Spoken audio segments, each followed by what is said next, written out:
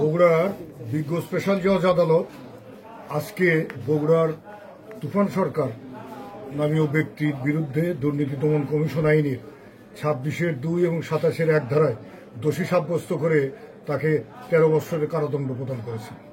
তার বিরুদ্ধে অভিযোগ ছিল তার অবৈধ সম্পদ ছিল 1,59,68,182 টাকা এবং উনি যে সম্পদ বিবরণী দিয়েছিলেন সেখানে তথ্য গোপন করেছিলেন 29,89,168 টাকা।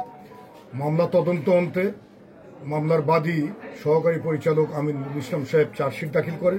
আমরা আদালতে 8 জন সাক্ষী সাক্ষ্য প্রদান করি, কাগজপত্র উপস্থাপন করি। আদালত উভয় পক্ষের সাক্ষীর জেরা জবানবন্দি অন্তে এই মামলার বাদীপক্ষের মামলা প্রমাণিত হয়, আসামিকে ন্যায়দণ্ডে দণ্ডিত করেছে। আসামি এই মামলার আর্গুমেন্টের পূর্বে সে পলাতক হয়, এখন সে পলাতক আছে।